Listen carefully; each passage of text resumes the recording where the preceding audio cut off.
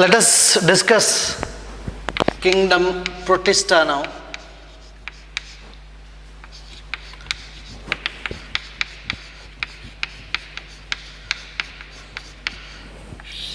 ಇಲ್ಲಿವರೆಗೆ ನಾವು ಕಿಂಗ್ಡಮ್ ಮೊನೀರಾವನ್ನು ಇನ್ ಡೀಟೇಲ್ ಆಗಿ ಸ್ಟಡಿ ಮಾಡಿದ್ವಿ. ಕಿಂಗ್ಡಮ್ ಮೊನೀರಾ ಅನ್ನುವಂಥದ್ದು ಪ್ರೊಕ್ಯಾರಿಯಾಟಿಕ್ ಕಿಂಗ್ಡಮ್. ಪ್ರೊಕ್ಯಾರಿಯಾಟ್ಸ್ ಏನು ಅನ್ನೋದನ್ನು ನಾವು ಡಿಸ್ಕಸ್ ಮಾಡಿದ್ದೇವೆ. ಲೆಟ್ ಅಸ್ ಡಿಸ್ಕಸ್ ನಾವು a eukaryotic kingdom called kingdom Protista. ಮೊದಲೇ ಹೇಳಿದ ಹಾಗೆ ಕಿಂಗ್ಡಮ್ ಪ್ರೊಟಿಸ್ಟಾದಲ್ಲಿ ಬರುವಂತಹ ಹೆಚ್ಚಿನ ಆರ್ಗ್ಯಾನಿಸಮ್ಸ್ಗಳು ದೇ ಆರ್ ಯೂನಿಸೆಲ್ಯುಲಾರ್ ಯೂಕ್ಯಾರಿಯಾಟ್ಸ್. ನೋಡಿದು ನೀವು ಗಮನಿಸಬೇಕು. ನಾವು ಇದಕ್ಕಿಂತ ಹಿಂದಿನ ಕಿಂಗ್ಡಮನ್ನು ಓದಿದ್ವಿ ಮೊನೀರಾ, ಅದು ಪ್ರೊಕ್ಯಾರಿಯಾಟ್ ಅಂತೇಳಿದರೆ ನ್ಯೂಕ್ಲಿಯಸ್ಸಲ್ಲಿ ನ್ಯೂಕ್ಲಿಯರ್ ಎನ್ವಲಪ್ ಇರೋದಿಲ್ಲ, ಅಂದರೆ ನ್ಯೂಕ್ಲಿಯಸ್ ಕಾಣಿಸುವುದಿಲ್ಲ. ಬಟ್ ಇನ್ನು ಮುಂದೆ ಓದುವಂಥ ಎಲ್ಲ ಕಿಂಗ್ಡಮ್ಗಳು ಕೂಡ ಯೂಕ್ಯಾರಿಯಾಟಿಕ್ ಕಿಂಗ್ಡಮ್. ಪ್ರೊಟಿಸ್ಟಾದಲ್ಲಿ ಬರುವಂಥ ಮೆಜಾರಿಟಿ ಆರ್ಗ್ಯಾನಿಸಮ್ಸ್ ಆರ್ ಯೂನಿಸೆಲ್ಯುಲಾರ್, ಏಕಕೋಶೀಯ ಜೀವಿಗಳು, ಆ್ಯಂಡ್ ದೇ ಆರ್ ಯೂಕ್ಯಾರಿಯಾಟ್ಸ್. ಅವುಗಳಲ್ಲಿ ಯೂಕ್ಯಾರಿಯಾಟ್ಸ್ ಅಂತ ಹೇಳಿದ್ರೆ ಏನಿದೆ, they have well defined nucleus and membrane bound ಆರ್ಗನೆಲ್ಸ್ಗಳಿದೆ. ಅಂದರೆ ನಾವು ಎಂಡೋಪ್ಲಾಸ್ಮಿಕ್ ರೆಟಿಕ್ಯುಲಮ್ ಹೇಳ್ಬೋದು, ಗಾಲ್ಜಿ ಕಾಂಪ್ಲೆಕ್ಸ್ ಇರ್ಬೋದು, ರೈಬೋಸೋಮ್ಸ್ ಇರ್ಬೋದು. ಇಂಥ ಎಲ್ಲ ಆರ್ಗನೆಲ್ಗಳು ಒಳಗಡೆ ನಿಮಗೆ ಸೆಲ್ನ ಒಳಗಡೆ ಕಾಣಿಸ್ತವೆ. And they have got A prominent nucleus ಇರುವಂಥದ್ದು ಹಾಗೂ ಮೆಂಬ್ರೇನ್ ಬೌಂಡ್ ಆರ್ಗನೆಲ್ಗಳು ಇರುವಂತಹ ಜೀವಿಗಳು.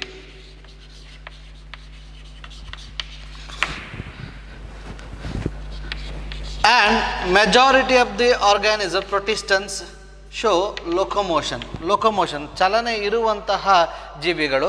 ಹೇಗೆ ಚಲಿಸುವಂಥದ್ದು ಅಂತ ಹೇಳಿದ್ರೆ, ಕೆಲವು ಪ್ರೊಟಿಸ್ಟನ್ಸ್ಗಳಿಗೆ ಸಣ್ಣ ಹೇರ್ ಥರದ, ಕೂದಲಿನ ಥರದ ರಚನೆಗಳಿರ್ತವೆ, ಅದನ್ನು ನಾವು ಸೀಲಿಯಾ ಅಂತ ಕರಿತೇವೆ. ಕೆಲವು ಥ್ರೆಡ್ ಥರದ ಸ್ವಲ್ಪ ಉದ್ದ ಇರುವಂತಹ ಫ್ಲಾಜೆಲ್ಲ ಇರ್ತವೆ. ಕೆಲವು ಸೂಡೋಪೋಡಿಯಾ, ಫಾಲ್ಸ್ ಲೆಗ್ಸ್ ಅಂತ ಹೇಳ್ತೇವೆ. ಇಂತಹ ರಚನೆಗಳ ಮುಖಾಂತರ ದೇ ಶೋ ಲೊಕೊಮೋಷನ್, ಚಲಿಸುವಂತಹ ಆರ್ಗ್ಯಾನಿಸಮ್ಸ್ಗಳು ಎಲ್ಲಿರ್ತವೆ ಅಂತೇಳಿದರೆ, ದೇ ಆರ್ ಅಕ್ವಾಟಿಕ್ ಅಂತೇಳಿದರೆ ನೀರು ಮತ್ತು ನೀರಿನಲ್ಲಿ ಅಥವಾ ನೀರಿನ ಆಹಾರಗಳಲ್ಲಿ ತೇವಾಂಶ ಅಥವಾ ನೀರು ಇರುವಂತಹ ಜಾಗದಲ್ಲಿ ಕಂಡುಬರುವಂತಹ ಆರ್ಗ್ಯಾನಿಸಮ್ಸ್ಗಳು. ಅದರಲ್ಲಿ ಎರಡು ಥರ, marine or fresh water. Marine ಅಂತೇಳಿದರೆ ಸಮುದ್ರದಲ್ಲಿ ಕಂಡುಬರುವಂಥ ಪ್ರಾಣಿಗಳು. ಫ್ರೆಶ್ ವಾಟರ್ ಅಂತೇಳಿದರೆ ಆರ್ಗ್ಯಾನಿಸಮ್ಸ್ಗಳು. ಫ್ರೆಶ್ ವಾಟರ್ ಅಂತೇಳಿದರೆ ಸಮುದ್ರ ಹೊರತು ಒಳಭಾಗದಲ್ಲಿರುವಂಥ ಹಳ್ಳ ಕೊಳ್ಳ, ಸರೋವರ, ನದಿ, ಕೆರೆ ಇಂತಹ ಭಾಗದಲ್ಲಿ ಇರುವಂತಹ ನೀರಿನ ಆಗರಗಳನ್ನು ನಾವು ಫ್ರೆಶ್ ವಾಟರ್ ಬಾಡೀಸ್ ಅಂತ ಕರಿತೇವೆ. ಸೊ ಪ್ರೊಟಿಸ್ಟನ್ಸ್ಗಳು ದೇ ಆರ್ ಅಕ್ವಾಟಿಕ್, ನೀರಿನಲ್ಲಿರುವಂಥವುಗಳು. ಯಾವ ನೀರು? ಸಮುದ್ರ ನೀರಿನಲ್ಲಿರ್ಬೋದು ಅಥವಾ ಫ್ರೆಶ್ ವಾಟರ್ ಫಾರ್ಮಲ್ಲಿ, ಫ್ರೆಶ್ ವಾಟರ್ ಬಾಡಿಯಲ್ಲಿ ಕೂಡ ಅವುಗಳು ಇರಬಹುದು. ಇನ್ನು ಈ ಪ್ರೊಟಿಸ್ಟಾ ಅನ್ನುವಂತಹ ಕಿಂಗ್ಡಮ್ ಏನಿದೆ ಅಲ್ವಾ, ಇದು ಒಂದು ವಿಶೇಷವಾದ ಕಿಂಗ್ಡಮ್. ಯಾಕೆಂತೇಳಿದರೆ ಈ ಕಿಂಗ್ಡಮ್ ಉಳಿದ ಎಲ್ಲ ಕಿಂಗ್ಡಮ್ಗಳ ಜೊತೆಗೆ ಒಂದು ಲಿಂಕ್, ಒಂದು ಸಂಬಂಧವನ್ನು ಇಟ್ಟುಕೊಂಡಿರುವಂಥದ್ದು. ಈ ಪ್ರೊಟಿಸ್ಟನ್ಸ್ಗಳೇನು ಹೇಳ್ತಾರೆ, it is a connecting link between plants and animals. ವಿಕಾಸವಾಗ್ತಾ ಇರಬೇಕಾದ್ರೆ ಈ ಎಲ್ಲ ಪ್ರೊಟಿಸ್ಟಾದಿಂದನೇ ಪ್ಲ್ಯಾಂಟ್ಸ್ ಮತ್ತು ಅನಿಮಲ್ಸ್ಗಳು, ಎಲ್ಲ ಸಸ್ಯಗಳು, ಎಲ್ಲ ಪ್ರಾಣಿಗಳು ಈ ಗ್ರೂಪ್ ಆಫ್ ಆರ್ಗ್ಯಾನಿಸಮಿಂದಾನೇ ವಿಕಾಸ ಹೊಂದಿದವು ಅನ್ನೋದನ್ನು ವಿಕಾಸವಾದ ಹೇಳುತ್ತೆ. ಇವಲ್ಯೂಷನ್ ಏನು ಹೇಳುತ್ತೆ? All the organisms are evolved from this protistans ಅಂತೇಳಿ. ಪ್ಲ್ಯಾಂಟ್ಸ್ ಮತ್ತು ಅನಿಮಲ್ಸ್ಗಳಿರ್ಬೋದು. So they have link between the plants and animals. ಯಾವುದು? ಪ್ರೊಟಿಸ್ಟನ್ಸ್ಗಳು. They are the link between the plants and ಅನಿಮಲ್ಸ್ಗಳು ಅಂತ ಹೇಳ್ತಾರೆ. ಅಂಡರ್ಸ್ಟ್ಯಾಂಡ್? ಇನ್ನು ರೀಪ್ರೊಡಕ್ಷನ್ಗೆ ಬಂದಾಗ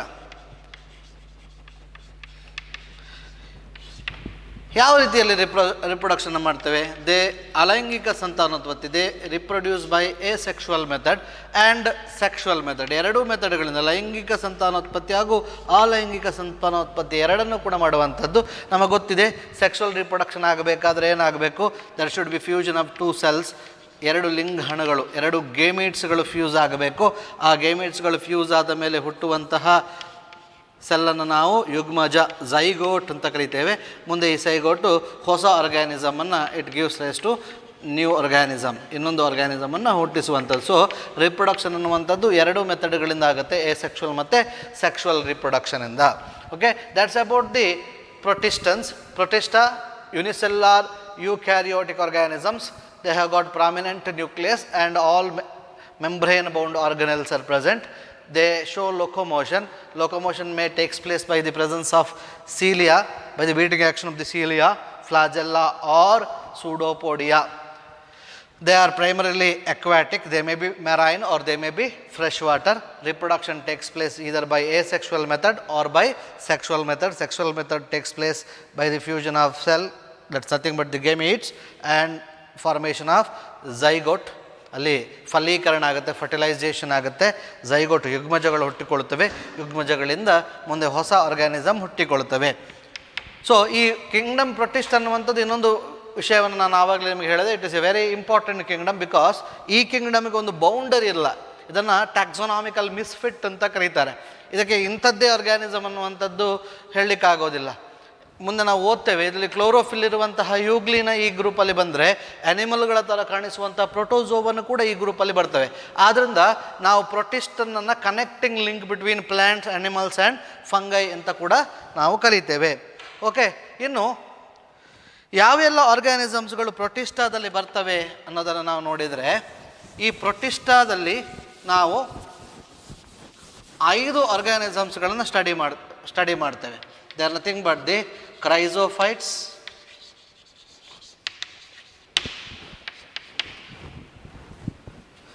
ಆಮೇಲೆ ಡಯನೋಫ್ಲಾಜೆಲ್ಲೇಟ್ಸ್,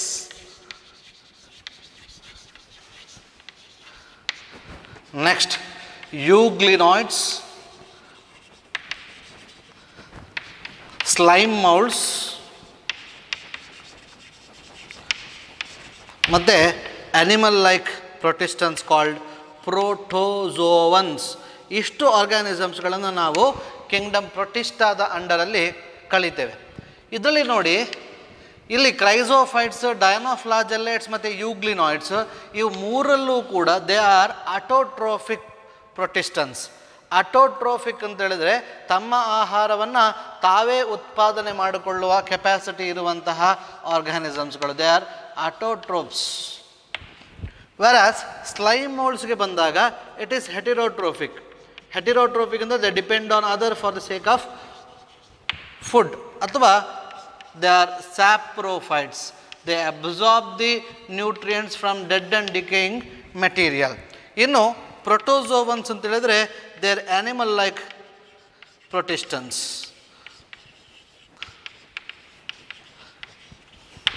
ಇಲ್ಲಿ ನೋಡಿ, ಕ್ರೈಸೋಫೈಟ್ಸ್, ಡಯನೋಫ್ಲಾಜೆಲ್ಲೇಟ್ಸ್, ಯೂಗ್ಲಿನೇಟ್ಸ್, ದೇ ಆರ್ ಅಟೋಟ್ರೋಪ್ಸ್ ಅಂತ ಹೇಳಿದರೆ ಅದರ ಅರ್ಥ ಏನು? ದೇ ಫೋಟೋಸಿಂಥಸಿಸ್, ದ್ಯುತಿ ಸಂಶ್ಲೇಷಣ ಕ್ರಿಯೆಯನ್ನು ಮಾಡುವಂತಹ ಕೆಪಾಸಿಟಿ ಇರುವಂಥದ್ದು. ದ್ಯುತಿ ಸಂಶ್ಲೇಷಣ ಕ್ರಿಯೆ, ಫೋಟೋಸಿಂಥಸಿಸ್ ಮಾಡಬೇಕಾದ್ರೆ they should have what?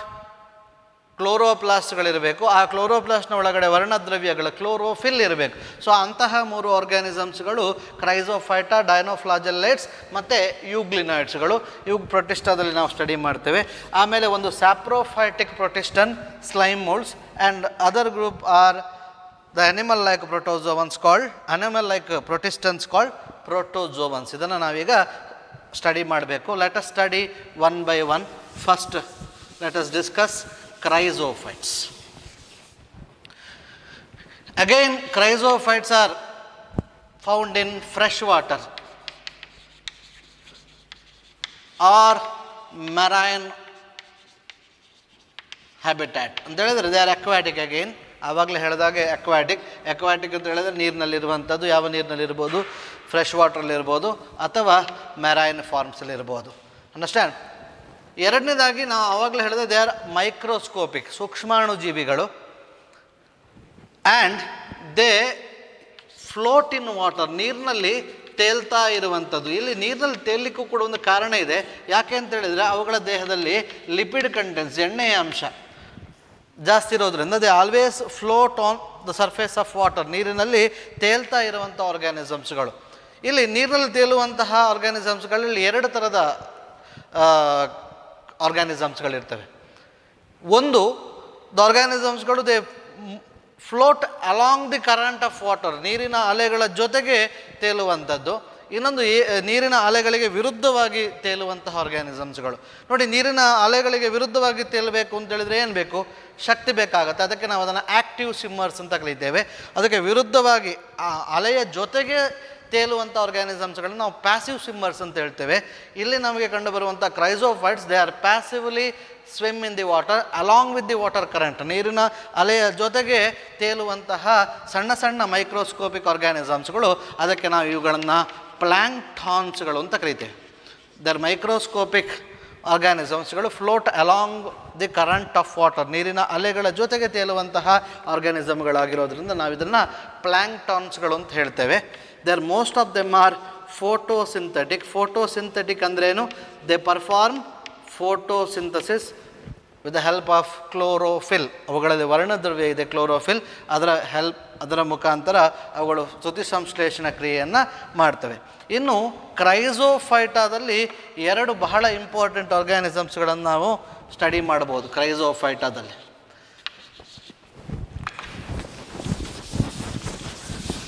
Chrysophytes includes 2 types of organisms. They are called as diatoms and desmids. ಇಲ್ಲಿ ಡೆಸ್ಮಿಡ್ಸ್ಗಳನ್ನು ನಾವು ಗೋಲ್ಡನ್ ಬ್ರೌನ್ ಆಲ್ಗೆ ಅಂತ ಕರಿತೇವೆ. Because of their colour golden, ಅವುಗಳಲ್ಲಿ ಬೇರೆ ಬೇರೆ ಬಣ್ಣವನ್ನು ಕೊಡುವಂತಹ ಪಿಗ್ಮೆಂಟ್ಗಳು ಇರೋದರಿಂದ ನಾವು ಅದನ್ನು ಗೋಲ್ಡನ್ ಬ್ರೌನ್ ಆಲ್ಗೆ ಅಂತ ಕರಿತೇವೆ. ಇನ್ನು ಬಹಳ ಇಂಪಾರ್ಟೆಂಟಾಗಿ ನಾವಿಲ್ಲಿ ಕಲಿಬೇಕಾದದ್ದು ಡಯಟಮ್ಸ್. ಈ ಡಯಟಮ್ಸ್ಗಳ ಬಗ್ಗೆ ಸ್ವಲ್ಪ ಡೀಟೇಲ್ ಆಗಿ ನಾವು ಸ್ಟಡಿ ಮಾಡಬೇಕಾಗ್ತದೆ. ಡಯಟಮ್ಸ್ಗಳು ಇವುಗಳ ದೇಹ ರಚನೆ ಬಹಳ ವಿಶೇಷವಾಗಿರುವಂಥದ್ದು. ಹೇಗೆ ಅಂತ ಹೇಳಿದರೆ, ಇವುಗಳಿಗೆ ಸೆಲ್ ವಾಲ್ ಇದೆ.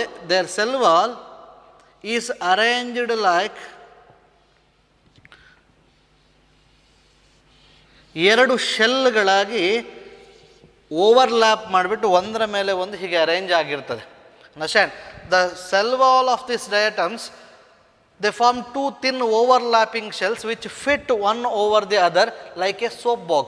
ನಾವು ಮನೆಯಲ್ಲಿ ಸೋಪ್ ಬಾಕ್ಸನ್ನು ನೋಡಿರ್ತೀವಿ. ಅದರಲ್ಲಿ ಒಂದು ಕೆಳಗಡೆ ಒಂದು ವಾಲ್ ಇರ್ತದೆ, ಮೇಲ್ಗಡೆ ಒಂದು ವಾಲ್ವ್ ಇರ್ತದೆ. ಹಾಗೆ ಇವುಗಳ ದೇಹ ಕೂಡ ಹಾಗೆ ಇವುಗಳ ಸೆಲ್ ವಾಲ್ 2 ಶೆಲ್ಗಳಾಗಿ ಒಂದರ ಮೇಲೆ ಒಂದು ಓವರ್ಲ್ಯಾಪ್ ಹಾಕ್ಕೊಂಡಿರ್ತವೆ. ಇದರ ಮೇಲ್ಭಾಗವನ್ನು ನಾವು ಎಪಿಥಿಕಾ ಅಂತ ಕರೆದರೆ, ಕೆಳಭಾಗವನ್ನು ಹೈಪೋಥಿಕಾ ಅಂತ ಕರಿತೇವೆ. ಅದನ್ನು ಮೆನ್ಷನ್ ಮಾಡಲಿಲ್ಲ ನಿಮ್ಮ ಟೆಕ್ಸ್ಟ್ ಬುಕ್ಕಲ್ಲಿ, ಆದರೆ ಇದು ಗೊತ್ತಿರಲಿ. The cell wall of this diatoms are arranged like 2 thin overlapping shells one over the other. one fit to the other. ಇದರ ಮೇಲ್ಭಾಗವನ್ನು ನಾವು ಎಪಿಥಿಕಾ ಅಂತ ಕರಿತೇವೆ, ಕೆಳಭಾಗವನ್ನು ಹೈಪೋಥಿಕಾ ಅಂತ ಕೂಡ ಕರಿತೇವೆ. ಮಧ್ಯದಲ್ಲಿ ಆವಾಗಲೇ ಹೇಳಿದಾಗೆ ನ್ಯೂಕ್ಲಿಯಸ್ ಇರ್ತವೆ. ಬಿಕಾಸ್ ನಮ್ಗೆ ಗೊತ್ತಿದೆ they are eukaryotes and all membrane bound cell ಆರ್ಗನಲ್ಸ್ಗಳು ಇರ್ತವೆ. ಈ ಸೆಲ್ ವಾಲ್ ಏನಿದೆ ಅಲ್ವಾ, it is embedded with silica. ಮರಳಿನ ಅಂತಹ ಒಂದು ರಾಸಾಯನಿಕ ಇದು. The cell wall of this diatoms are embedded with silica. ಅತ್ಯಂತ ಗಟ್ಟಿಯಾಗಿರುವಂಥದ್ದು.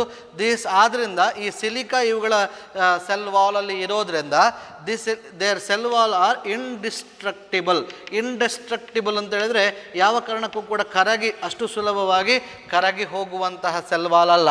ಮತ್ತೊಂದು ಸಲ ಹೇಳ್ತೀನಿ ನೋಡಿ, ಡಯಟಮ್ನ ಸೆಲ್ ವಾಲಲ್ಲಿ 2 ಶೆಲ್ಗಳ ಥರ they fit one over the other, overlapping ಶೆಲ್ಸ್ಗಳ ಥರ ಒಂದರ ಮೇಲೆ ಒಂದು ಸೋಪ್ ಬಾಕ್ಸ್ ಥರ ಫಿಟ್ ಆಗಿರ್ತದೆ.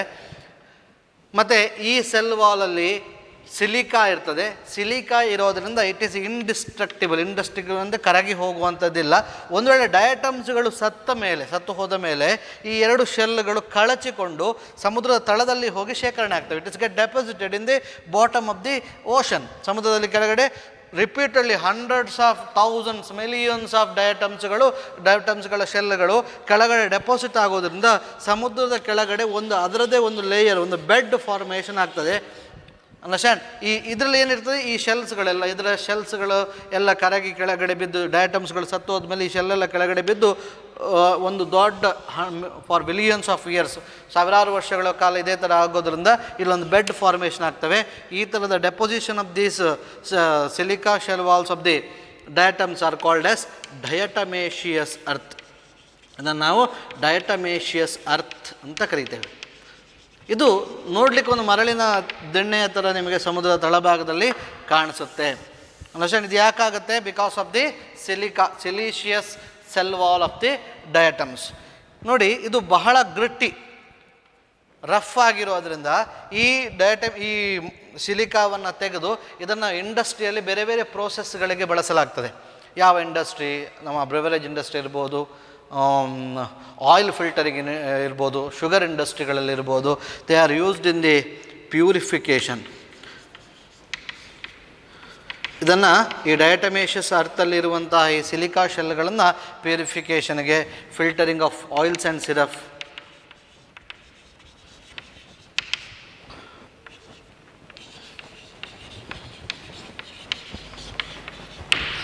ಇದಕ್ಕೆಲ್ಲ ಇದನ್ನು ಬಳಸಲಾಗುತ್ತೆ. ಬಹಳ ಇಂಪಾರ್ಟೆಂಟ್ ಪಾಯಿಂಟ್ ಇದು. ಏನೆಲ್ಲ ಯೂಸ್ ಇದೆ ಇದರದ್ದು ಅಂತೇಳಿ. ಇದನ್ನು ಡಯಟಮೇಷಿಯಸ್ ಅರ್ಥನ್ನು purification and filtration of the oils and ಸಿರಪಲ್ಲಿ ನಾವು ಅದನ್ನು ಬಳಸ್ತೇವೆ. Understand? Even it is used for the polishing ಕೂಡ ನಾವು ಇದನ್ನು ಬಳಸಲಾಗುತ್ತೆ. ಇನ್ನೊಂದು ಬಹಳ important point about this diatoms ಏನು ಅಂತೇಳಿದರೆ, diatoms are chief producers of the ocean. ಯಾಕೆ ಚೀಫ್ ಪ್ರೊಡ್ಯೂಸರ್ಸ್ ಅಂತೇಳಿದರೆ, ನೋಡಿ ಭಾಳಷ್ಟು ಸಂಖ್ಯೆಯಲ್ಲಿ ಇವು ಸಮುದ್ರದಲ್ಲಿ ಇರುವಂಥದ್ದು. ಪ್ರೊಡ್ಯೂಸರ್ ಯಾಕೆ ಅಂತೇಳಿದರೆ, ಆವಾಗಲೇ ನಾನು ಹೇಳಿದೆ, ದೇ ಆರ್ ಅಟೋಟ್ರೋಫಿಕ್, ಫೋಟೋಸಿಂಥೆಟಿಕ್. ತಮ್ಮ ಆಹಾರವನ್ನು ತಾವೇ ಉತ್ಪಾದನೆ ಮಾಡುವಂಥ ಆರ್ಗ್ಯಾನಿಸಮ್ಸ್ಗಳಿಗೆ ನಾವು ನಿನ್ನೆಯ ವಿಡಿಯೋಗಳಲ್ಲಿ ನಾವು ಕ್ಲಾಸಲ್ಲಿ ಸ್ಟಡಿ ಮಾಡಿದ್ದೇವೆ. ಅದರಲ್ಲಿ ಏನು ಹೇಳುತ್ತೆ, autotrophs are the producers and heterotrophs are the consumers. ಆಹಾರವನ್ನು ತಯಾರಿಸುವ ಒಂದು ಗುಂಪಾದರೆ, ಇನ್ನೊಂದು ಆಹಾರವನ್ನು ಕನ್ಸ್ಯೂಮ್ ಮಾಡುವಂಥದ್ದು, ತೆಗೆದುಕೊಳ್ಳುವಂತಹ ಆರ್ಗ್ಯಾನಿಸಮ್ಸ್ಗಳು ಅಂದರೆ ಹೆಟೆರೋಟ್ರೋಪ್ಸ್ ಅಥವಾ ಕನ್ಸ್ಯೂಮರ್ಸ್ ಅಂತ ಹೇಳ್ತೇವೆ. ಇವುಗಳು ಬಹಳ ಹೆಚ್ಚಿನ ಸಂಖ್ಯೆಯಲ್ಲಿ ಸಮುದ್ರದಲ್ಲಿ ಕಂಡುಬರುವುದರಿಂದ ಮತ್ತು ಹೆಚ್ಚಿನ ಸಂಖ್ಯೆಯಲ್ಲಿ ದೇ ಆರ್ ಅಟೋಟ್ರೋಫ್ ಆಗಿರೋದ್ರಿಂದ ಬಹಳ ಇಂಪಾರ್ಟೆಂಟ್. ಆಹಾರವನ್ನು ಉತ್ಪಾದನೆ ಮಾಡುವಂಥದ್ದನ್ನು ಪ್ರೊಡ್ಯೂಸರ್ಸ್ ಅಂತ ಕರಿತೇವೆ. They are the chief producers in the ocean. ಸಮುದ್ರದಲ್ಲಿ ಅತ್ಯಂತ ಜಾಸ್ತಿ ಶಕ್ತಿಯನ್ನು, ಆಹಾರವನ್ನು ಉತ್ಪಾದನೆ ಮಾಡುವಂಥ ಆರ್ಗ್ಯಾನಿಸಮ್ಸ್ಗಳು ಯಾವುದು? ಡಯಟಮ್ಸ್ಗಳು. ಭಾಳ ಇಂಪಾರ್ಟೆಂಟ್ ಪಾಯಿಂಟ್ ಇದು. Okay, that's about the diatoms. Let us go to the second protistan. ಯಾವುದು? ಡಯನೋಫ್ಲಾಜೆಲ್ಲೇಟ್ಸ್.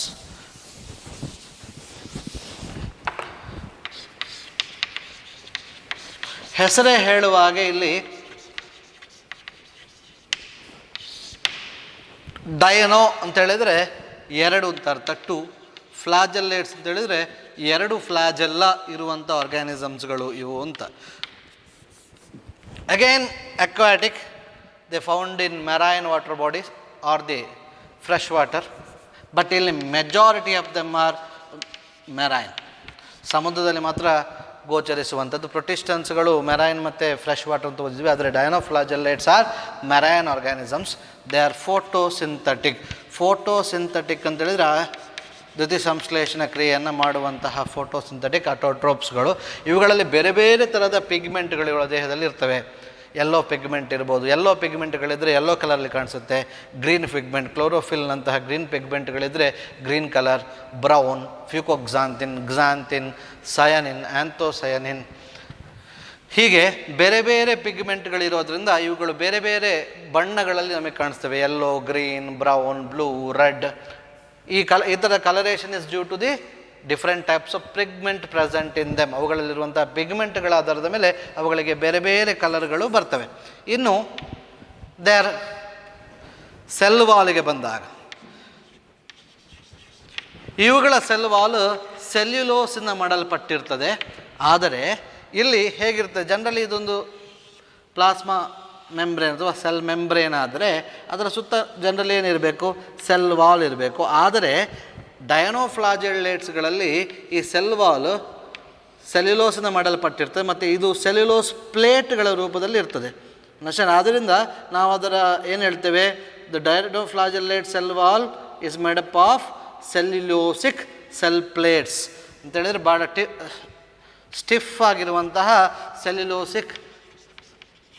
ಸೆಲ್ಯುಲೋಸಿಂದ ಮಾಡಲ್ಪಟ್ಟಿರುವಂತಹ ಸೆಲ್ ಪ್ಲೇಟ್ಗಳ ರೂಪದಲ್ಲಿ ಇವುಗಳ ಸೆಲ್ ವಾಲ್ ಇರ್ತದೆ. ಸೆಲ್ಯುಲೋಸಿಂದ ಮಾಡಲ್ಪಟ್ಟಿರುವಂತಹ ಸೆಲ್ ಪ್ಲೇಟ್ಸ್ಗಳ ರೂಪದಲ್ಲಿ ಇವುಗಳ ಸೆಲ್ ವಾಲ್ ಇರ್ತದೆ. ಭಾಳ ಸ್ಟಿಫ್, ಇದು ಸ್ವಲ್ಪ ಹಾರ್ಡ್ ಇರ್ತದೆ. ಇನ್ನು ಇವುಗಳ ದೇಹ ರಚನೆಗೆ ಬಂದಾಗ ಈ ಗ್ರೂಪಲ್ಲಿ ಬರುವಂಥ ಬಹಳ ಒಂದು ಫೇಮಸ್ ಡಯನೋಫ್ಲಾಜೆಲ್ಲೇಟ್ ಯಾವುದು ಅಂತ ಹೇಳಿದ್ರೆ ಗಾನ್ಯುಲಾಕ್ಸ್. ಈಗ ಇದರ ದೇಹವನ್ನು ನಾವೀಗ ನೋಡಿದರೆ, ದೇಹ ಹೀಗಿದ್ದರೆ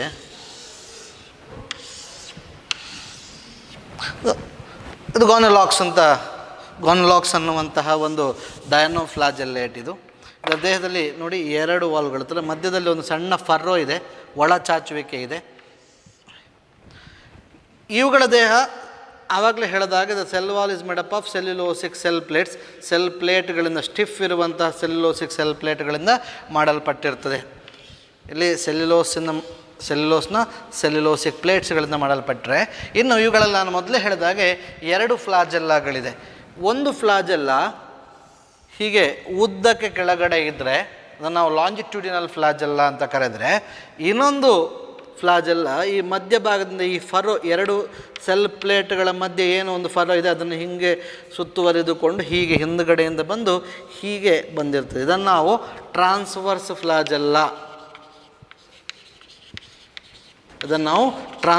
ಫ್ಲಾಜೆಲ್ಲ ಅಂತ ಕರಿತೇವೆ. ಹಾಗೆ ಇದರಲ್ಲಿ 2 ರೀತಿಯ ಫ್ಲಾಜೆಲ್ಲಗಳಿದೆ. ಒಂದು ಲಾಂಜಿಟ್ಯೂಡಿನಲ್ ಫ್ಲಾಜೆಲ್ಲ,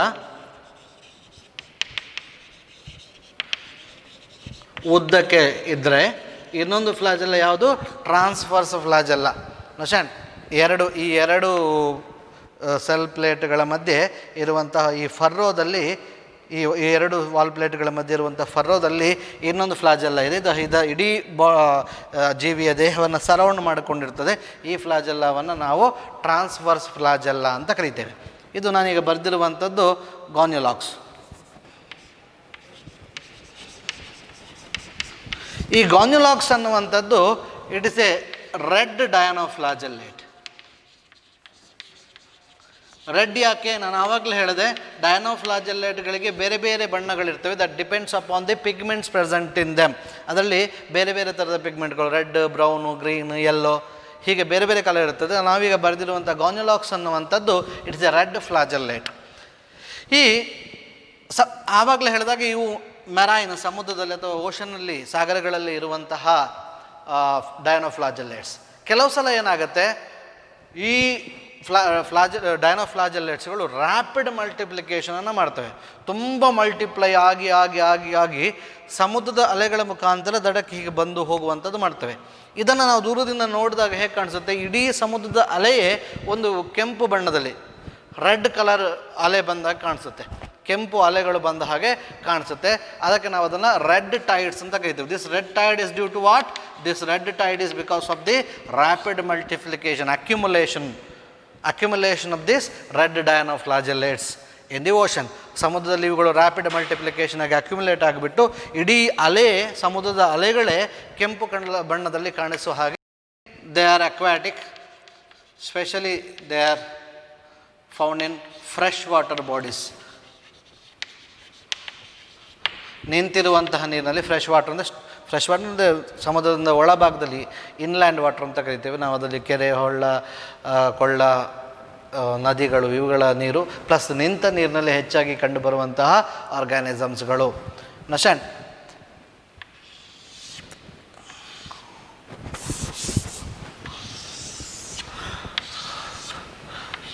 ಯೂಗ್ಲಿನವನ್ನು ನಾವು ರಫ್ ಆಗಿ ಹೀಗೆ ಡ್ರಾ ಮಾಡಿದರೆ ಇಟ್ ಲುಕ್ಸ್ ಲೈಕ್ ದಿಸ್. ಅದಕ್ಕೆ ಒಂದು ಸಣ್ಣ ಒಳ ಚಾಚುವಿಕೆ ಇರ್ತದೆ.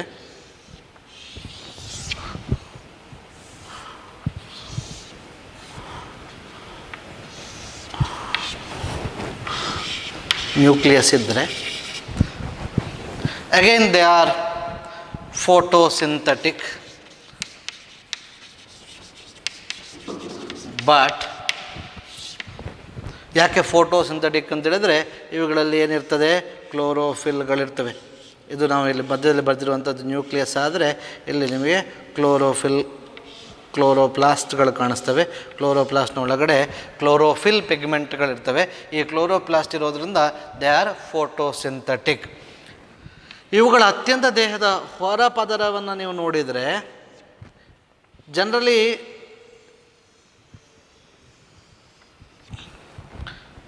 ಬೇರೆ ಸೆಲ್ಗಳನ್ನು ನೋಡಿದರೆ ನೀವು ಇದು ಪ್ರೋಟೀನ್ ಮತ್ತು ಫಾಸ್ಫೇಟ್, ಫಾಸ್ಫೋಲಿಪಿಡ್ಗಳಿಂದ ಮಾಡಲ್ಪಟ್ಟಿರ್ತದೆ.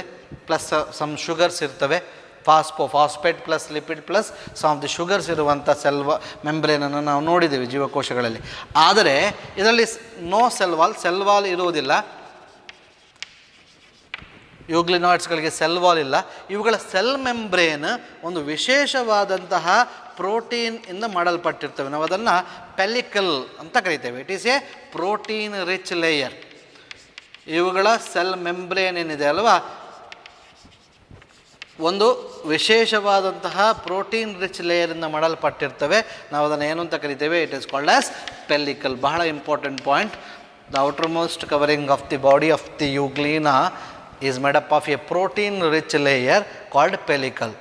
ಇದು ಈ ಇಡೀ ಯೂಗ್ಲೀನಾಗೆ ಒಂದು ಫ್ಲೆಕ್ಸಿಬಿಲಿಟಿಯನ್ನು ಕೊಡ್ತದೆ.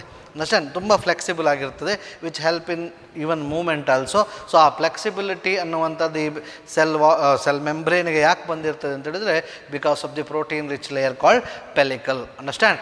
ಇನ್ನು 2 ರೀತಿಯ ಫ್ಲಾಜೆಲ್ಲಾಗಳಿದೆ ನೋಡಿ. ಇಲ್ಲೊಂದು ಸಣ್ಣ ಒಳಚಾಚುವಿಕೆಯನ್ನು ಬರೆದಿದ್ದೇನೆ. ದಿಸ್ ಒಂದು ಕ್ಯಾವಿಟಿ ಥರ ಏನು ಫಾರ್ಮೇಷನ್ ಆಗಿದ್ದನ್ನು ನಾವು ಗಲೆಟ್ ಅಂತ ಕರಿತೇವೆ. ಸ್ಟ್ರಕ್ಚರ್ ಏನು ಬೇಡ, ಸಿಲೆಬಸಲ್ಲಿ ಇಲ್ಲ. ಈ ಗಲೆಟಲ್ಲಿ ನಿಮಗೆ 2 ರೀತಿಯ ಫ್ಲಾಜೆಲ್ಲ, ಒಂದು ದೊಡ್ಡ ಲಾಂಗ್ ಥ್ರೆಡ್ ಲೈಕ್ ಫ್ಲಾಜೆಲ್ಲ ಕಂಡು ಬಂದರೆ, ಇನ್ನೊಂದು ಸಣ್ಣ ಫ್ಲಾಜೆಲ್ಲ ಗಲೆಟ್ನ ಒಳಗಡೆ ನಿಮಗೆ ಗೋಚರಿಸ್ತದೆ. ಅದರಿಂದ ಯೂಗ್ಲೀನಾಗೆ 2 ಫ್ಲಾಜೆಲ್ಲಗಳಿದೆ. ಒಂದು ದೊಡ್ಡ ಫ್ಲಾಜೆಲ್ಲ, ಇನ್ನೊಂದು ಸಣ್ಣ ಗಲೆಟ್ನ ಒಳಗಡೆ ಇರುವಂತಹ ಶಾರ್ಟ್ ಫ್ಲಾಜೆಲ್ಲವನ್ನು ನೀವು ನೋಡ್ಬೋದು. ಇನ್ನು ನಾನು ಆವಾಗಲೇ ಹೇಳಿದೆ, ದೇ ಆರ್ ಫೋಟೋಸಿಂಥೆಟಿಕ್. ಆದರೆ ಫೋಟೋಸಿಂಥಸಿಸ್ ಮಾಡಬೇಕು ಅಂತ ಹೇಳಿದ್ರೆ ಏನಿರಬೇಕು? ಇವುಗಳಲ್ಲಿ ಕ್ಲೋರೋಫಿಲ್ ಇರಬೇಕು. ಇವುಗಳಲ್ಲಿ ಕಂಡು ಬರುವಂಥ chlorophyll is the same chlorophyll which is found in the larger plants. ದೊಡ್ಡ ಪ್ಲ್ಯಾಂಟ್ಗಳಲ್ಲಿ ಯಾವ ಕ್ಲೋರೋಫಿಲ್ ನಿಮಗೆ ಕಾಣಿಸ್ಬರ್ತದೆ? ಕ್ಲೋರೋಫಿಲ್ ಅಂದರೆ ವರ್ಣದ್ರವ್ಯ. ಅದೇ ಥರದ ಕ್ಲೋರೋಫಿಲ್ ನಿಮಗೆ ಈ ಯೂಗ್ಲಿನಾದಲ್ಲೂ ಕೂಡ ಕಂಡು ಬರ್ತದೆ. ಆದರೆ ಯೂಗ್ಲಿನಾಗಳು ಸೂರ್ಯನ ಬೆಳಕು ಇದ್ದಾಗ ಅದನ್ನು ಬಳಸಿಕೊಂಡು ಫೋಟೋಸಿಂಥಸಿಸನ್ನು ಮಾಡ್ತವೆ. So they are autotrophic. Autotrophic ಅಂತ ಹೇಳಿದರೆ ಸೂರ್ಯನ ಬೆಳಕು ಬೇಕಾದಷ್ಟು ಪ್ರಮಾಣದಲ್ಲಿ ಇದ್ದಾಗ ಆ ಸೂರ್ಯನ ಬೆಳಕನ್ನು ಬಳಸಿಕೊಂಡು ಆಹಾರವನ್ನು ಉತ್ಪಾದನೆ ಮಾಡ್ತವೆ. ಅಂದರೆ ದೇ ಆರ್ ಫೋಟೋಸಿಂಥೆಟಿಕ್. ಆದರೆ ಸೂರ್ಯನ ಬೆಳಕು ಇಲ್ಲದೇ ಇದ್ದಾಗ, in the absence of sunlight, they behave like what? Heterotrophs. ನೋಡಿ, ಸೂರ್ಯನ ಬೆಳಕಿದ್ದಾಗ ದೇ ಬಿಹೇವ್ ಲೈಕ್ ಆಟೋಟ್ರೋಪ್ಸ್. ಆದರೆ ಸೂರ್ಯನ ಬೆಳಕಿಲ್ಲದೆ ಇದ್ದಾಗ they behave like heterotrophs. They predate on other organisms. ಇನ್ನೊಂದು ಸಣ್ಣ ಅವುಗಳಿಗಿಂತಲೂ ಸಣ್ಣ ಜೀವಿಗಳನ್ನು ತಿಂದುಕೊಂಡು ಬದುಕ್ತವೆ. ಅಂಡರ್ಸ್ಟ್ಯಾಂಡ್? ಸೊ ಸೂರ್ಯನ ಬೆಳಕಿದ್ದಾಗ ಆಟೋಟ್ರೋಫಿಕ್, ಸೂರ್ಯನ ಬೆಳಕಿಲ್ಲದೆ ಇದ್ದಾಗ ದೇ ಆರ್ ಹೆಟಿರೋಟ್ರೋಫಿಕ್. ಅದಕ್ಕೆ ನಾವು ಅದನ್ನು ಮಿಕ್ಸೋಟ್ರೋಫಿಕ್ ಆರ್ಗ್ಯಾನಿಸಮ್ ಅಂತ ಕರಿತೇವೆ. 2 ರೀತಿಯಾದಂತಹ ನ್ಯೂಟ್ರಿಷನ್ ಅವುಗಳಲ್ಲಿ ನೀವು ನೋಡಬಹುದು. ಅಂಡರ್ಸ್ಟ್ಯಾಂಡ್? ಹೆಟಿರೋಟ್ರೋಫಲ್ಲಿ ಹೇಗೆ? They feed on other smaller organisms, they predate on the other smaller organisms. ಅರ್ಥ ಆಗ್ತದೆ ತಾನೆ? So that's about the euglenoids. Euglenoids are aquatic freshwater protistans, and their body is covered by a specialized protein rich layer called pellicle, which give flexibility to the body, and there is no cell wall, and they have got 2 flagella, one long flagella, other one is very short flagella, and they have got pigment called chlorophyll, which is similar to the pigment present in the higher plants. Understand? In the presence of sunlight, they perform photosynthesis, but in the absence of sunlight, they predate on other smaller organisms. So in the absence of sunlight, they are heterotrophic organisms. Okay? Let us go to the next protistan. So ನಾವೀಗ 3 autotrophic ಪ್ರೊಟಿಸ್ಟನ್ಸ್ಗಳನ್ನು ಓದಿದ್ವಿ. ಯಾವ್ದು? Chrysophytes, dinoflagellates and euglenoids. Let us discuss the another protistan which is heterotrophic or saprophytic. Saprophytic ಅಂತ ಹೇಳಿದ್ರೆ ಮತ್ತೆ ಹೇಳ್ತಿದ್ದೇನೆ, saprophytic protist. Saprophytic ಅಂತ ಹೇಳಿದ್ರೆ which takes the nutrients from the dead and decomposing material. ಕೊಳೆಯುತ್ತಿರುವಂಥ ವಸ್ತುಗಳಿಂದ ಆರ್ಗ್ಯಾನಿಕ್ ಮೆಟೀರಿಯಲ್ಗಳನ್ನು ಹೀರಿಕೊಂಡು ಬದುಕುವಂತಹ ಆರ್ಗ್ಯಾನಿಸಮ್ಸ್ಗಳು. The body of the slime molds, they move along the decaying twigs. ಕೊಳೆಯುತ್ತಿರುವಂತಹ ಮರದ ಭಾಗಗಳಲ್ಲಿ, ಮರದ ಕಾಂಡ ಇರ್ಬೋದು, ರೆಂಬೆ ಇರ್ಬೋದು, ಇವುಗಳ ಮೇಲೆ ಅಥವಾ ಎಲೆ ಇರ್ಬೋದು, ಇವುಗಳ ಮೇಲೆ ಇದೊಂದು ಮರದ ಟ್ವಿಗ್ ಆದರೆ ಇದರಲ್ಲಿ ನಿಮಗೆ ಈ ಸ್ಲೈಮ್ ಮೋಲ್ಡ್ಸ್ಗಳು ಕಂಡು ಬರ್ತವೆ. ಅಂಡರ್ಸ್ಟ್ಯಾಂಡ್? ಇವುಗಳ ಮೇಲೆ ಇರ್ತದೆ. ಸ್ಲೋಲಿ ಇದು ಸ್ಟ್ರೆಚ್ ಆಗ್ತಾ ಹೋಗುತ್ತೆ ಸೂಡೋಪೋಡಿಯದ ಮುಖಾಂತರ. ಇಲ್ಲಿ ಆಹಾರವು ಎಲ್ಲಿದೆ ಅಲ್ಲಿವರೆಗೆ ಅದನ್ನು ತನ್ನ ಸೂಡೋಪೋಡಿಯವನ್ನು ಸ್ಟ್ರೆಚ್ ಮಾಡಿ ಅದರ ಮೇಲೆ ಮೂವ್ ಆಗ್ತಾ ಇರ್ತದೆ. ಯಾವುದರ ಮೇಲೆ? ಈ ಕೊಳೆತಿರುವಂತಹ ಎಲೆ ಇರ್ಬೋದು, ಕೊಳೆಯುತ್ತಿರುವಂತಹ ಕಾಂಡ ಇರ್ಬೋದು, ಅದರ ಮೇಲೆ ಈ ಸ್ಲೈಮ್ ಮೋಲ್ಡ್ಸ್ಗಳು ಅದರ ಮೇಲೆ ಸ್ಟ್ರೆಚ್ ಆಗ್ತಾ ಇರ್ತದೆ. ಅವು ಹೇಗೆ ಬಾಡಿಯನ್ನು ಸೂಡೋಪೋಡಿ, ಇಲ್ಲೇನಾದರೂ ಆಹಾರ ಇದ್ದರೆ ತನ್ನ ಸೂಡೋಪೋಡಿಯವನ್ನು ಸ್ಟ್ರೆಚ್ ಮಾಡಿ ಆ ಕಡೆವರೆಗೆ ಎಕ್ಸ್ಟೆಂಡ್ ಆಗ್ತಾ ಹೋಗುತ್ತೆ. ಹೀಗೆ ಇದರ ಮೇಲೆ ಮೂವ್ ಆಗ್ತಾ ಇರ್ತದೆ. ಈ ಸ್ಲೈಮ್ ಮೋಡ್ಸ್ಗಳಲ್ಲಿ ಒಂದು ವಿಶೇಷತೆ ಇದೆ. ಏನು ಅಂತ ಹೇಳಿದರೆ, ಡ್ಯೂರಿಂಗ್ ದಿ ಸೂಟೇಬಲ್ ಕಂಡೀಷನ್, ಎಲ್ಲ ಅವುಗಳಿಗೆ ಬೇಕಾದಷ್ಟು ನ್ಯೂಟ್ರಿಯೆಂಟ್ಗಳು ಸಿಗ್ತಾ ಇದ್ದಾಗ, ಅನುಕೂಲಕರವಾದ ವಾತಾವರಣ ಇದ್ದಾಗ ಈ ಎಲ್ಲ ಸ್ಲೈಮ್ ಮೋಲ್ಡ್ಸ್ಗಳು ಒಂದು ಕಡೆ ಅಗ್ರಿಗೇಟ್ ಆಗ್ತವೆ. ಇದೊಂದು ಸ್ಲೈಮ್ ಮೋಲ್ಡ್, ಇದೊಂದು ಸ್ಲೈಮ್ ಮೋಲ್ಡ್, ಇದೊಂದು, ಹೀಗೆ ಎಲ್ಲ ಸ್ಲೈಮ್ ಮೋಲ್ಡ್ಗಳು ಒಂದು ಕಡೆ ಅಗ್ರಿಗೇಟ್ ಆಗಿಬಿಟ್ಟು ಅವುಗಳ ಕೋಶರಸ ಪ್ರೋಟೋಪ್ಲಾಸಮ್ ಏನಿದೆ ಅಲ್ವಾ, ಇದು ಒಂದಕ್ಕೊಂದು ಅಂಟಿಕೊಂಡು ಬಿಟ್ಟು ಒಂದು ದೊಡ್ಡ ಮಾಸ್ ಆಗಿಬಿಡ್ತದೆ, ಪ್ರೋಟೋಪ್ಲಾಸ್ಮಿಕ್ ಮಾಸ್ ಆಗುತ್ತೆ. ಒಳಗಡೆ ನೋಡಿದರೆ ತುಂಬ ನ್ಯೂಕ್ಲಿಯಸ್ ಇರ್ತದೆ. ಎಷ್ಟು ನ್ಯೂಕ್ಲಿಯಸ್ ಇದೆ ಅಂತ ಹೇಳಿದರೆ ಅಷ್ಟು ಸ್ಲೈಮ್ ಮೋಡ್ಸ್ಗಳು ಜಾಯಿನ್ ಆಗಿದೆ ಅಂತ ಅರ್ಥ. ಸೊ ಇವುಗಳು ಎಕ್ಸ್ಟೆಂಡ್ ಆಗ್ತಾ ಇರ್ತದೆ. ಮತ್ತು ಆವಾಗಲೇ ಹೇಳಿದೆ, ಇವುಗಳು ಇದರ ಮೇಲೆ ಎಕ್ಸ್ಟೆಂಡ್ ಆಗ್ತಾ ಇರ್ತದೆ. ಇನ್ನೂ ಫೇವರೇಬಲ್ ಸೀಸನ್ ಇದ್ದಾಗ ಮತ್ತಷ್ಟು ಸ್ಲೈಮ್ ಮೋಡ್ಸ್ಗಳು ಜಾಯಿನ್ ಆಗಿಬಿಟ್ಟು ದೊಡ್ಡ ಮಾಸ್ ಆಗ್ತಾ ಇರ್ತವೆ. This may grow up to several feet. Understand? ಇದು ಈ ಅಗ್ರಿಗೇಷನ್ ಆಗ್ತಾ ಹೋಗುತ್ತೆ. ಈ ಥರದ ಅಗ್ರಿಗೇಷನನ್ನು ನಾವು ಪ್ಲಾಸ್ಮೋಡಿಯಂ ಅಂತ ಕರಿತೇವೆ. This aggregation is called as what? Plasmodium ಅಂತ ಕರಿತೇವೆ. ಇದು ಗ್ರೋ ಆಗ್ತಾ ಹೋಗುತ್ತೆ. ಆದರೆ ಯಾವಾಗ ಸೀಸನ್ ಫೇವರೇಬಲ್ ಆಗಿಲ್ಲ, ಈಗ ನೋಡಿ, ಫೇವರೇಬಲ್ ಆಗಿದ್ದಾಗ ಎಲ್ಲ ಸ್ಲೈಮ್ ಮೋಡ್ಸ್ಗಳು ಹತ್ರ ಬಂದು ಅವುಗಳೆಲ್ಲ ಪ್ರೋಟೋಪ್ಲಾಸಮ್ಗಳು ಮಿಕ್ಸ್ ಆಗಿಬಿಟ್ಟು ಅದು ಪ್ರೋಟೋಪ್ಲಾಸ್ಮಿಕ್ ಮಾಸ್ ಆಗ್ತಾ ಹೋಗುತ್ತೆ, ಅದು ಗ್ರೋ ಆಗ್ತಾ ಹೋಗುತ್ತೆ. ಆದರೆ ಯಾವಾಗ ಸೀಸನ್ ಫೇವರೇಬಲ್ ಆಗಿಲ್ಲ ಆವಾಗ ಏನು ಮಾಡ್ತವೆ ಅಂತೇಳಿದರೆ, ಈ ಅಗ್ರಿಗೇಷನ್ ಆಗಿರುವಂತಹ ಏನು ಸ್ಲೈಮ್ ಮೋಲ್ಡ್ ಇದೆ, ಈ ಡೆಡ್ ಆ್ಯಂಡ್ ಡಿಕಂಪೋಸಿಂಗ್ ಮೆಟೀರಿಯಲ್ನ ಮೇಲೆ ಏನದು ಗ್ರೋ ಆಗ್ತಾ ಇದೆ, ಇದು ಇಮಿಡಿಯೇಟಾಗಿ ಡಿಫರೆನ್ಷಿಯೇಟ್, ಈ ಪ್ಲಾಸ್ಮೋಡಿಯಂ ಅಂತ ಏನು ಹೇಳಿದ್ದೇವಲ್ವ, ಇದು ಡಿಫರೆನ್ಷಿಯೇಟ್ ಆಗಿಬಿಟ್ಟು ಸಣ್ಣ ಸಣ್ಣ ಫ್ರೂಟಿಂಗ್ ಬಾಡಿಗಳನ್ನು ಪ್ರೊಡ್ಯೂಸ್ ಮಾಡ್ತದೆ ಡ್ಯೂರಿಂಗ್ ದಿ ಅನ್ಫೇವರೇಬಲ್ ಸೀಸನ್ಸ್. ಇದನ್ನು ನಾವು ಸ್ಪರಾಂಜಿಯಾ ಅಂತ ಕರೀಬೋದು. ಇದರ ಮೇಲೆ ಸಣ್ಣ ಸಣ್ಣ ಸ್ಪೋರ್ಗಳು ಹುಟ್ಟಿಕೊಳ್ತವೆ. The sporangia bears exogenously some of the spores. Understand? ಈ ಸ್ಪೋರ್ಗಳು ಹೇಗಿರ್ತವೆ ಅಂತೇಳಿ, the spores have got very thick wall, ಭಾಳ ಥಿಕ್ ವಾಲ್ ಇರ್ತವೆ. So they can survive for long period. Understand? ತುಂಬ ಸಮಯ ಇದು ಬದುಕಲಿಕ್ಕೆ ಬೇಕಾಗುವಂಥ ಒಂದು ಥಿಕ್ ವಾಲ್ ಆ ಸ್ಪೋರ್ಟ್ಸ್ಗಳಿಗಿರ್ತವೆ. ಅಂಡರ್ಸ್ಟ್ಯಾಂಡ್? ಸೊ ಇದು ಹೊರಗಡೆ ವಾತಾವರಣಕ್ಕೆ ತುಂಬ ರೆಸಿಸ್ಟೆಂಟ್ ಆಗಿರ್ತವೆ. ಆದ್ದರಿಂದ ಇದು ಈ ವಾತಾವರಣದಲ್ಲಿ ಹಾಗೆ ಉಳ್ಕೊಂಡು ಬಿಡ್ತವೆ. ಗಾಳಿ ಬಂದಾಗ ಗಾಳಿಯ ಮೂಲಕ ಈ ಸ್ಪೋರ್ಟ್ಸ್ಗಳು ಗಾಳಿಯ ಜೊತೆಗೆ ಹೋಗಿಬಿಟ್ಟು ಇನ್ನೊಂದು ಜಾಗದಲ್ಲಿ ಹೋಗಿ ಬೀಳ್ತವೆ. Whenever the favourable season returns, ಆವಾಗ ಅದು ಮತ್ತೆ ಜರ್ಮಿನೇಟ್ ಆಗುತ್ತೆ. ಮತ್ತೊಂದು ಸಲ ಹೇಳ್ತೀವಿ ನೋಡಿ, during the unfavourable season this plasmodium germinate to produce some fruiting bodies and this fruiting bodies produces some spores. These spores have got thick walls, true walls or thick walls, and which is resistant to the external conditions. ಹೊರಗಡೆಗೆ ಅದು ಪ್ರತಿರೋಧಕವಾಗಿರ್ತದೆ, ಬಹಳ hard ಆಗಿರ್ತದೆ, ಮತ್ತು ತುಂಬ ಸಮಯಗಳ ಕಾಲ ಅದು ಮಣ್ಣಿನಲ್ಲಿ ಹಾಗೆ ಉಳ್ಕೊಳ್ಳುವಂಥ ಕೆಪಾಸಿಟಿ ಅವುಗಳಿಗಿದೆ. And they are always taken along with the air current. ಗಾಳಿ ಜೊತೆಗೆ ಒಂದು ಕಡೆಯಿಂದ ಇನ್ನೊಂದು ಕಡೆಗೆ ಹೋಗಿ ಬೀಳುತ್ತೆ. ಯಾವಾಗ ಫೇವರೇಬಲ್ ಸೀಸನ್ ಬರ್ತವೆ, ಕೆಲವು ವರ್ಷಗಳ ಕಾಲ ಮಣ್ಣಿನಲ್ಲಿ ಹಾಗೆ ಬಿದ್ದಿರಬಹುದು. ಯಾವಾಗ ಫೇವರೇಬಲ್ ಸೀಸನ್ ಬರ್ತವೆ ಆವಾಗ ಮತ್ತೆ ಅದು ಜರ್ಮಿನೇಟ್ ಆಗಿಬಿಟ್ಟು ಸ್ಲೈಮ್ ಮೋಲ್ಡ್ ಆಗುವಂಥ ಕೆಪಾಸಿಟಿ ಇದೆ. ಈ ಚಿತ್ರವನ್ನು ನೀವು ನೋಡಿದರೆ ನಿಮಗೆ ಇಲ್ಲಿ ಆ ಫ್ರೂಟಿಂಗ್ ಬಾಡಿಯನ್ನು ನೋಡಬಹುದು. Okay, that's about the plasmodium. Next let us go to the next protistan, animal like protista called protozoans. Proto ಅಂತ ಹೇಳಿದರೆ ಫಸ್ಟ್, ಝೋವನ್ಸ್ ಅಂತ ಹೇಳಿದರೆ ಆ್ಯನಿಮಲ್ಸ್. ಪ್ರೋಟೋಝೋವನ್ಸ್, ಪ್ರೋಟೋ ಅಂತ ಹೇಳಿದರೆ ಫಸ್ಟ್, ಝೋವನ್ಸ್ ಅಂತ ಹೇಳಿದರೆ ಆ್ಯನಿಮಲ್ಸ್ ಅಂತ ಹೇಳಿದರೆ they R the primitive animals ಅಂತೇಳಿ. ಎಲ್ಲ ಆ್ಯನಿಮಲ್ಗಳು, ಎಲ್ಲ ಪ್ರಾಣಿಗಳು ಇವುಗಳಿಂದನೇ ವಿಕಾಸ ಹೊಂದಿದವು ಅನ್ನೋದು ಇವಲ್ಯೂಷನ್ ಹೇಳುತ್ತೆ. Protozoans. Protozoans again they are unicellular, ಏಕಕೋಶೀಯ ಜೀವಿಗಳು. They are eukaryotes, they have got nucleus and they are heterotrophs.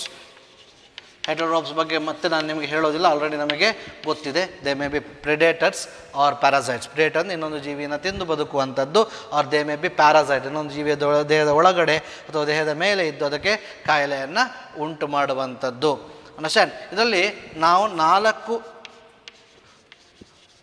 ಥರದ ಪ್ರೋಟೋಸೋವಗಳನ್ನು, there are 4 groups of protozoans, 4 ಥರದ ಪ್ರೋಟೋಸೋವನ್ಸನ್ನು ನಾವು ಸ್ಟಡಿ ಮಾಡಬೇಕು. There are 4 groups of protozoans we have to study in detail. Like ಅಮೀಬಾದ ಥರ ಇರುವಂತಹ ಅಮೀಬಾಯ್ಡ್ ಪ್ರೋಟೋಸೋವನ್ಸ್, ಎರಡನೆಯದು ಸೀಲಿಯೇಟೆಡ್ ಪ್ರೋಟೋಸೋವನ್ಸ್,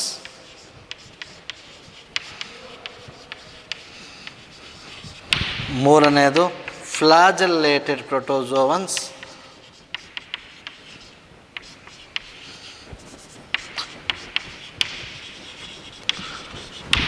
ನಾಲ್ಕನೆಯದು ಸ್ಪೋರೋಸೋವನ್ಸ್.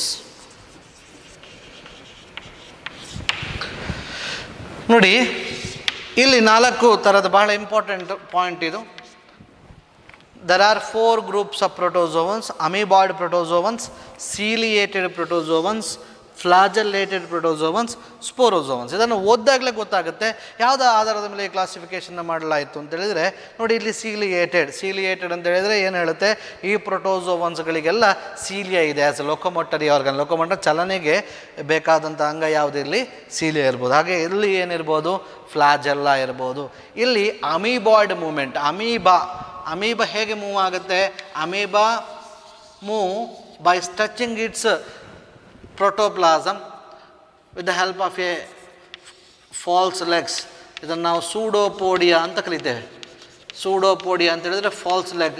ತನ್ನ ಸೈಟೋಪ್ಲಾಸಮನ್ನು, ಸೆಲ್ ಮೆಂಬ್ರೇನನ್ನು ಸ್ಟ್ರೆಚ್ ಮಾಡ್ತಾ ಒಂದು ಕಡೆಯಿಂದ ಇನ್ನೊಂದು ಕಡೆಗೆ ಚಲಿಸುತ್ತೆ.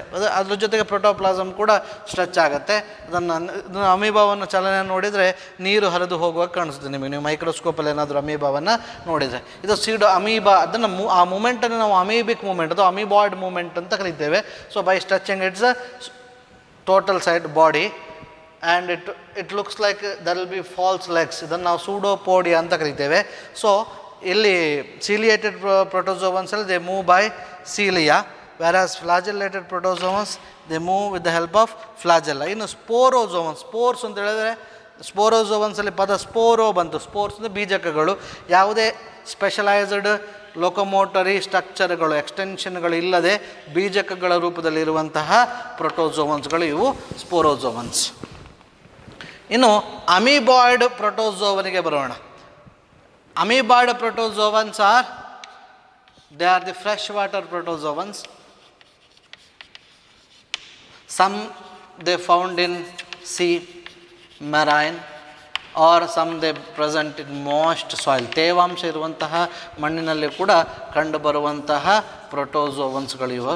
Majority of them live in fresh water, few are marine, and they even can be seen in moist soil. They move and capture the prey by putting out its pseudopodia, false feet. ಆವಾಗಲೇ ಹೇಳಿದೆ, ತಮ್ಮ ಸೂಡೋಪೋಡಿಯಾವನ್ನು extend ಮಾಡಿ ಚಲಿಸುವಂಥ ಆರ್ಗ್ಯಾನಿಸಮ್ಸ್ಗಳು. Even they capture the food with the help of pseudopodia. ಆಹಾರವನ್ನು ಕೂಡ ಸಣ್ಣ ಅವುಗಳಿಗಿಂತ ಸಣ್ಣ ಆರ್ಗ್ಯಾನಿಸಮ್ಸ್ಗಳನ್ನು ತಮ್ಮ ಸೂಡೋಪೋಡಿಯಾವನ್ನು ಸ್ಟ್ರೆಚ್ ಮಾಡಿಬಿಟ್ಟು ತನ್ನ ಸೆಲ್ನ ಜೀವಕೋಶಗಳ ಒಳಗಡೆ ಅದನ್ನು ತೆಗೆದುಕೊಳ್ಳುವಂಥ ಕೆಪಾಸಿಟಿ ಇರುವಂಥದ್ದು. ಇದನ್ನು ನಾವು ಸೂಡೋಪೋಡಿಯಾ ಅಥವಾ ಫಾಲ್ಸ್ ಫೀಟ್ ಅಂತ ಕರಿತೇವೆ, ಅಥವಾ ಫಾಲ್ಸ್ ಫೀಟ್. ಮೆರೈನ್, ಆವಾಗಲೇ ನಾನು ಹೇಳಿದೆ ಕೆಲವು protozoans, amoeboid protozoans are marine. ಇಂತಹ ಮೆರೈನ್ ಪ್ರೋಟೋಸೋವನ್ಸ್ಗೆ ಸಿಲಿಕಾ ಶೆಲ್ ಇರ್ತದೆ. ಅವುಗಳ ದೇಹದ ಒಳಗಡೆಗೆ ಮರಳಿನಿಂದ ಮಾಡಲ್ಪಟ್ಟಿರುವಂಥ ಒಂದು ಶೆಲ್ ಇರ್ತದೆ. Example for amoeboid protozoan is amoeba ಕೇಳಿರ್ತೀರಿ ನೀವು. ಇನ್ನೊಂದು ಎಂಟಮೀಬಿಯಾದ ಬಗ್ಗೆ ನೀವು ಮುಂದೆ ಓದ್ತೀರ. ಎಂಟಮೀಬಾ ವಿಚ್ ಕಾಸಸ್ ಎಂಟಾಮೀಬಾ ಹಿಸ್ಟೋಲಿಟಿಕ್ ಅಮೀಬಿಯಾಸಿಸ್ ಅನ್ನುವಂಥ ಕಾಯಿಲೆಯನ್ನು ಉಂಟು ಮಾಡುವಂಥದ್ದು. ಎಂಟಮೀಬಾ ಅಂತ ಹೇಳಿದ್ರೆ 8 ಅಮೀಬಾ ಅಂತ ಅರ್ಥ ಅಲ್ಲ. ಅದು ಎಂಟಮೀಬಾ ಅಂತ ಹೇಳಿದ್ರೆ ನಮ್ಮ ದೇಹದ ಗ್ಯಾಸ್ಟ್ರೆಂಟರಾನಲ್ಲಿ ಕಂಡುಬರುವಂತಹ ಅಲ್ಲಿ ಒಂದು ದೊಡ್ಡ ಕಾಯಿಲೆಯನ್ನು ಉಂಟು ಮಾಡ್ತದೆ. ನಾವು ಅದನ್ನು ಅಮೀಬಿಯಾಸಿಸ್ ಅಂತ ಕರೀತೇವೆ. ಇನ್ನು ಎರಡನೇ ಗ್ರೂಪಿಗೆ ಬಂದಾಗ ಸೀಲಿಯೇಟೆಡ್ ಪ್ರೋಟೋಸೋವನ್ಸ್. ಸೀಲಿಯೇಟೆಡ್ ಪ್ರೋಟೋಸೋವನ್ಸ್ಗೆ ನಾವು ಯಾವ ಎಕ್ಸಾಂಪಲನ್ನು ಕೊಡ್ಬೋದು? ಸೀಲಿಯೇಟೆಡ್ ಪ್ರೋಟೋಸೋವನ್ಗೆ ಎಕ್ಸಾಂಪಲ್ ಈಸ್ ಪ್ಯಾರಾಮೀಸಿಯಂ.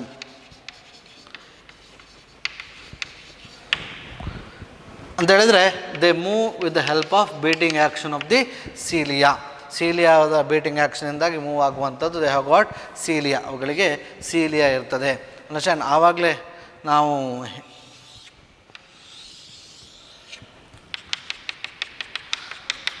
ಈ ಥರ ಇರುವಂಥದ್ದು. ಆವಾಗ ನಾವು ಯೂಗ್ಲಿನವನ್ನು ಓದಬೇಕಾದ್ರೂ ಅಲ್ಲಿ ನಾವೊಂದು ಒಳಚಾಚುವಿಕೆ ಇನ್ಫೋಲ್ಡಿಂಗನ್ನು ನೋಡಿದ್ವಿ. ಇಲ್ಲಿ ಕೂಡ ಒಂದು ಬಾಯಿ ಥರದ ಓಪನಿಂಗ್ ಇರ್ತದೆ. ನಾವು ಇದನ್ನು ಏನಂತ ಕರಿತೇವೆ, ಗಲೆಟ್ ಅಂತ ಕರಿತೇವೆ.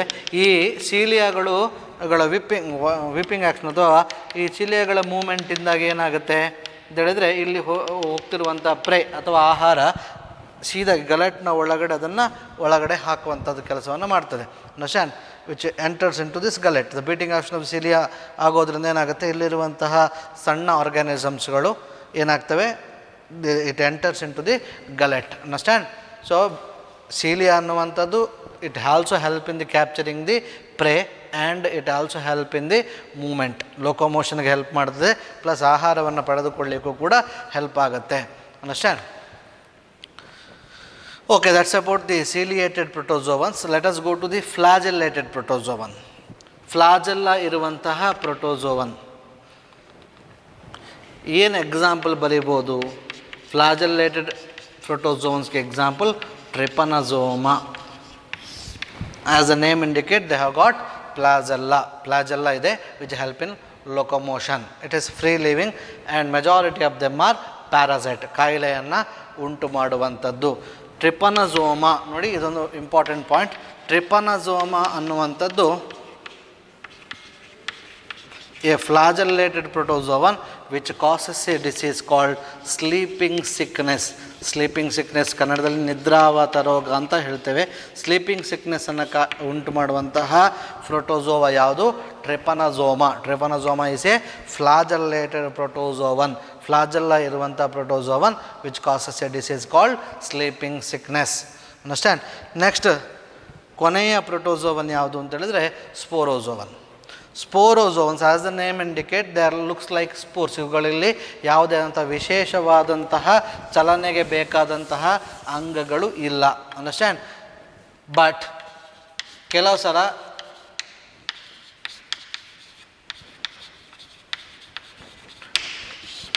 They move along with the ಮೀಡಿಯಮ್ನ ಜೊತೆಗೆ ಮೂವ್ ಆಗುವಂಥ ಕೆಪಾಸಿಟಿ ಇದೆ. ಇವುಗಳು ಈ ಕಾರಣಕ್ಕೆ ಸ್ಪೋರೋಜೋವ್ ಅಂತ ಕರೆಯೋದಲ್ಲ, ಇವುಗಳು ಒಂದು ಸ್ಪೋರ್ ಲೈಕ್, ಇವುಗಳ ಜೀವನ ಚರಿತ್ರೆಯಲ್ಲಿ in the life cycle they pass through A spore like stage. Spore ಅಂತ ಹೇಳಿದರೆ ಏನು? ಇನರ್ಟ್ ಆಗಿ ವಾತಾವರಣ ಪ್ರತಿಕೂಲವಾಗಿದ್ದಾಗ ಯಾವುದೇ ಒಂದು ರಿಯಾಕ್ಷನನ್ನು ತೋರಿಸದೆ ಸುಮ್ಮನೆ ಇದ್ದು ಬಿಡುವಂಥದ್ದು. ಇಂಥ ಸ್ಟೇಜನ್ನು ನಾವು ಸ್ಪೋರ್ ಲೈಕ್ ಸ್ಟೇಜ್ ಅಂತ ಕರಿತೇವೆ. ಈ ಸ್ಪೋರೋಜೋವನ್ಸ್ ತಮ್ಮ ಲೈಫ್ ಸೈಕಲಲ್ಲಿ ಇಂತಹ ಒಂದು ಸ್ಟೇಜನ್ನು ಹೊಂದಿರ್ತವೆ. ಇದಕ್ಕೆ ಎಕ್ಸಾಂಪಲ್ ಭಾಳ ಚೆನ್ನಾಗಿ ಕೊಡ್ಬೋದು. ಸ್ಪೋರೋಜೋವನ್ ಗ್ರೂಪಲ್ಲಿ ಬರುವಂಥ ಒಂದು ಆರ್ಗ್ಯಾನಿಸಮ್ ಯಾವುದು ಅಂತೇಳಿದರೆ ಪ್ಲಾಸ್ಮೋಡಿಯಂ. ಪ್ಲಾಸ್ಮೋಡಿಯಂನ ಬಗ್ಗೆ ಎಲ್ಲರೂ ಕೇಳಿರ್ತೀರ. Plasmodium causes a disease called ಮಲೇರಿಯಾವನ್ನು ಉಂಟು ಮಾಡುವಂಥದ್ದು. ನಿಮಗೆ ಗೊತ್ತಿದೆ, ಈ ಮಲೇರಿಯಲ್ ಪ್ಯಾರಾಸೈಟ್ ಪ್ಲಾಸ್ಮೋಡಿಯಂ ಅನ್ನುವಂಥದ್ದು ಅನಾಫಿಲಿಸ್ ಅನ್ನುವಂಥ ಹೆಣ್ಣು ಸೊಳ್ಳೆಗಳ ಮುಖಾಂತರ ನಮ್ಮ ದೇಹಕ್ಕೆ ಎಂಟ್ರಾಗುತ್ತೆ. ನಮ್ಮ ರಕ್ತದಲ್ಲಿದ್ದು ಅಲ್ಲಿಂದ ನಮ್ಮ ಲಿವರ್ಗೆ ಹೋಗಿ ಅಲ್ಲಿ ಮಲ್ಟಿಪ್ಲಿಕೇಶನ್ ಆಗುತ್ತೆ, ಮತ್ತು ಬ್ಲಡ್ಡಿಗೆ ಬರುತ್ತೆ, ಬ್ಲಡ್ಡಲ್ಲಿ ಮಲ್ಟಿಪ್ಲಿಕೇಶನ್ ಆಗ್ತದೆ. ಕೆಲವು ಸಲ ಅದು ಫೇವರೇಬಲ್ ಸೀಸನ್ ಇಲ್ಲದೆ ಇದ್ದಾಗ ಹಾಗೆ ಡಾರ್ಮೆಂಟಾಗಿ ಲಿವರಲ್ಲೇ ಉಳ್ಕೊಂಡು ಬಿಡುವಂತಹ ಸ್ಟೇಜಸ್ಗಳಿರ್ತವೆ. ಅದಕ್ಕೆ ನಾವು ಅದನ್ನು ಸ್ಪೋರ್ ಲೈಕ್ ಸ್ಟೇಜ್ ಅಂತ ಕರಿತೀವಿ. Sporozoite. Understand. Spore like stage ಇರ್ತವೆ, ಆದ್ದರಿಂದ ಅದಕ್ಕೆ ನಾವು ಅದನ್ನು ಸ್ಪೋರೋಜೋವನ್ಸ್ ಅಂತ ಕರಿತೇವೆ. Understand. So example is plasmodium which causes malaria. ಹೀಗೆ this is about kingdom protista. ಇದು ನಾವು ಪ್ರೊಟಿಸ್ಟಾದ ಬಗ್ಗೆ ಓದಿದ್ದು. ಪ್ರೊಟಿಸ್ಟಾದಲ್ಲಿ ನಾವು 5 ಗ್ರೂಪ್ ಆಫ್ ಆರ್ಗ್ಯಾನಿಸಮ್ ಓದಿದ್ವಿ. Chrysophytes, dinoflagellates, euglenoids, slime moulds and protozoans. Understand. ಇದನ್ನು ನೀವು ಚೆನ್ನಾಗಿ ತಿಳ್ಕೊಂಡಿರಬೇಕು. ಬಹಳ ಇಂಪಾರ್ಟೆಂಟ್ ಕಿಂಗ್ಡಮ್ ಇದು. ನಾನು ಆವಾಗಲೇ ಹೇಳಿದೆ ಕಿಂಗ್ಡಮ್ ನೋಡಿ, ಇಲ್ಲಿ ಪ್ಲ್ಯಾಂಟ್ಗಳ ಥರ ಕ್ಲೋರೋಪ್ಲಾಸ್ಟ್ ಇರುವಂತಹ ಯೂಗ್ಲಿನಾ ಕೂಡ ಈ ಗ್ರೂಪಲ್ಲಿ ಬರ್ತದೆ. ಆ್ಯನಿಮಲ್ಗಳ ಥರ ಕಂಡು ಬರುವಂತಹ ಪ್ರೋಟೋಜೋವನ್ಸ್ ಕೂಡ ಪ್ರೊಟಿಸ್ಟಾದಲ್ಲಿ ಬರ್ತವೆ. ಆದ್ದರಿಂದ ಪ್ರೊಟಿಸ್ಟಾ ಅನ್ನುವಂಥ Kingdom is the connecting link between both plants and animals. Okay.